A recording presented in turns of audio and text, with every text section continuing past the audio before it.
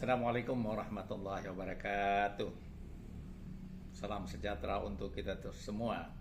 Saudara sebangsa dan setanah air, kita bersyukur pada Allah karena kita masih diberi kesehatan yang primat hingga kita bisa berbincang pada kesempatan yang berbahagia ini. Saya ingin mengangkat topik tentang gebrakan Menteri Keuangan Republik Indonesia yang baru, Dr. Purbaya. Sejak dia dilantik menjadi Menteri Keuangan, dia kemudian menjadi viral di berbagai pemberitaan, di media sosial, dan sampai sekarang ini masih terus orang berburu informasi kepada Purbaya. Satu hal yang sangat menarik yang dilakukan adalah menarik uang 200 triliun ya, di mana uang pemerintah disimpan di Bank Indonesia, kemudian diberikan kepada bank-bank pemerintah. Ini satu langkah yang cukup menarik ya, karena kalau uang ada di bank-bank pemerintah, maka suka tidak suka, mau tidak mau mereka harus membelanjakannya. Karena mereka juga dikenain bunga, kalau nggak salah 2%. Dan juga mereka dilarang untuk membeli saham SBI misalnya, surat berharga Bank Indonesia. Itu mereka dilarang melakukan hal itu, dan mereka harus menyebarkan, harus memberi kredit kepada nasabah. Nah, dalam beberapa kesempatan kita sudah mengatakan memang itu tidak mudah, karena tidak semua pengusaha yang bankable, artinya punya kemampuan untuk mendapatkan akses di perbankan. Antara lain yang paling sulit diperoleh oleh usaha mikro, usaha kecil itu adalah jaminan atau kolateral, dan itu kendala yang paling tidak mudah gitu ya. Kemudian mereka juga harus punya uang ya, jadi kalau tidak punya uang dianggap bank itu tidak bankable ya. Jadi ini tantangan yang paling tidak mudah, tetapi namanya pengusaha kan harus panjang akal ya, panjang akal. Dan mari kita manfaatkan dana yang ada ini untuk membangun ekonomi kecil, menengah, dan koperasi.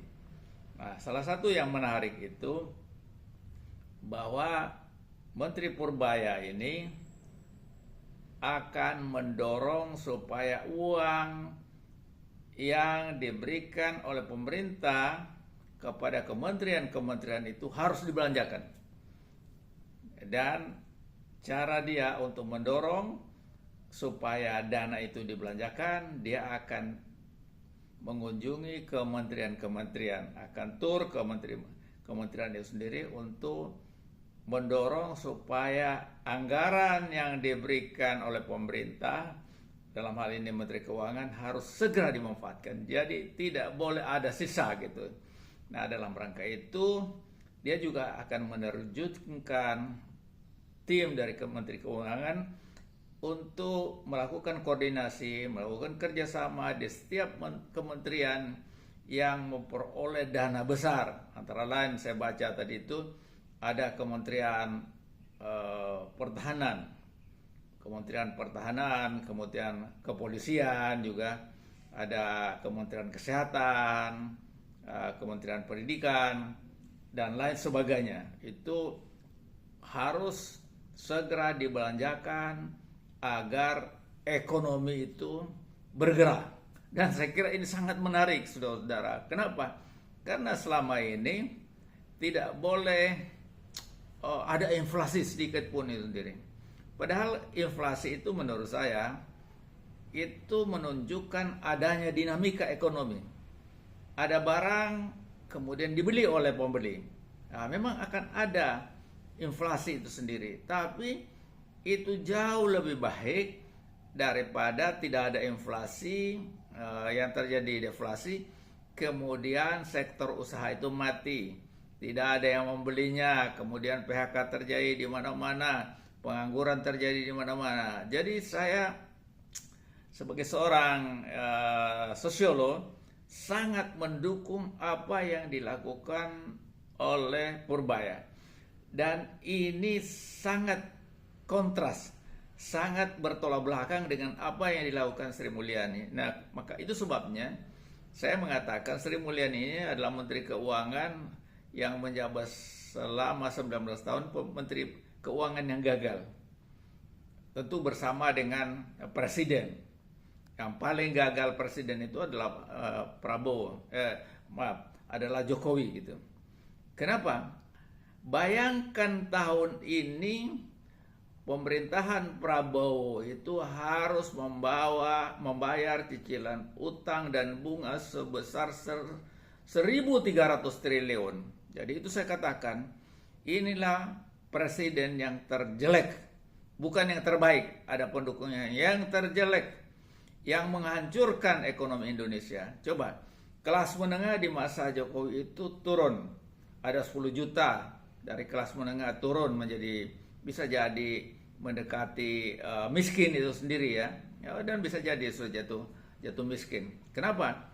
Banyak kontraktor, sebagai contoh saja, yang mendapatkan order dari BUMN kemudian nggak dibayar. Rumah mereka yang dijaminkan ke bank ambil alih. Kemudian utang mereka juga kemudian tidak bisa dibayar, akhirnya dikejar-kejar oleh debt collector. Penyebabnya itu karena BUMN di mana mereka mencari subkontraktor tidak bisa membayar utang mereka, tagihan mereka. Jadi ini rusak sekali gitu ya. Ada yang mengatakan, wah ini membangun jalan. Saya ingin mengatakan, saudara-saudara, membangun jalan yang disebutkan Jokowi itu sebagai kesuksesan, itu yang punya swasta, saudara-saudara. Apa buktinya? Kalau yang dibangun pemerintah kan tidak boleh orang membayar. Tidak ada yang namanya alasan masuk tol kemudian harus membayar yang terus meningkat jumlahnya. Tetapi saudara, yang terjadi, pergilah ke berbagai daerah. Pergilah dari Jakarta kemana-mana kita pergi masuk tol. Itu bukan punya pemerintah, punya swasta. Dan itu kita membayarnya, kita jalan di situ. Jadi bohong kalau di Jokowi itu membangun jalan untuk rakyat. Yang bangun itu swasta dan kita harus membayar masuk di situ. Kalau pemerintah yang membayar, tidak boleh membangun jalan itu, tidak boleh, haram untuk mengenakan pembayaran kepada rakyat. Itulah sesungguhnya untuk jawaban yang mengatakan Jokowi ini terhebat membangun jalan sini sana apa semua, padahal yang bangun itu swasta. Saudara-saudara sekalian, sekali lagi kita berada dalam situasi yang tidak mudah, saudara. Ada yang mengatakan pada saya, bisa jadi Prabowo jatuh 2026 karena krisis ekonomi. Dia memberikan gambaran pada saya kejatuhan Soeharto karena ekonomi, Bung Karno juga karena ekonomi dan lain sebagainya. Nah, kita berharap hadirnya Menteri Keuangan yang baru ini yang sangat bertolak belakang dari apa yang dilakukan Menteri Keuangan sebelumnya, itu bisa menghadirkan gairah ekonomi gitu, di mana usaha kecil, usaha menengah itu bergerak, dan kemudian rakyat mendapatkan pekerjaan, mendapatkan penghasilan dengan kegiatan mereka, dan kemudian terjadi transaksi, terjadi belanja. Kalau dia belanja ke pasar, belanja ke mall, belanja ke kalau ada pameran dan sebagainya, itu ekonomi akan berputar, dan itulah yang kita harapkan. Selama ini yang mendapatkan manfaat dari cara yang dilakukan oleh Menteri Keuangan itu adalah para konglomerat. Nah, sekarang ini kelihatannya berubah luar biasa. Mudah-mudahan juga bisa dimanfaatkan asosiasi-asosiasi yang ada itu supaya bisa membangun dan mendorong kepada pengusaha-pengusaha kecil yang menjadi anggotanya hingga bisa bergerak. Kalau mereka mengalami kesulitan kolateral, bagaimana bisa dibantu? Bisa melalui kemitraan, bisa melalui dengan berbagai cara yang memungkinkan, yang tidak melanggar hukum, supaya pengusaha-pengusaha kecil kita itu bisa bergerak, bisa berjalan, hingga ekonomi kita ini bergerak. Tidak seperti selama ini yang bergerak dan mendapatkan manfaat itu hanya ekonomi besar, hingga semakin terjadi kesenjangan sosial. Jadi dana ini juga yang bergulir bisa dimanfaatkan untuk membiayai program-program pemerintah, misalnya koperasi desa, yang saya wanti-wanti betul jangan sampai ada lagi yang korupsi di situ. Sama juga dengan MBG, itu harus diawasi pembayaran kepada mereka yang berusaha di situ, itu harus tepat waktu. Jangan ada pemotongan, jangan ada korupsi. Begitu juga kita berharap sekolah rakyat itu bisa dikelola dengan baik. Guru-gurunya itu adalah yang berkualitas tinggi, mempunyai dedikasi, mempunyai ilmu, mempunyai kemampuan mengajar, hingga tujuan mulia yang ingin dicapai dari pemerintahan Prabowo ini bisa diwujudkan. Dan kita harus terus berusaha agar apa yang diprediksi beberapa pengamat ekonomi, bahwa pemerintahan di 2026 itu akan runtuh akibat krisis ekonomi, kesulitan ekonomi, itu tidak terjadi. Dan pasti tidak akan terjadi kalau kita berkolaborasi, bekerja sama, meyakinkan pada masyarakat bahwa tidak sepantasnya yang kita demo, yang kita jatuhkan, pemerintahan yang ada sekarang itu justru yang merusak negara itu, yang menciptakan hutang begitu besar adalah pemerintahan yang lalu, dan itulah yang harus dituntut, harus dimintai pertanggungjawaban. Kalau mau demo, demolah pada mereka itu.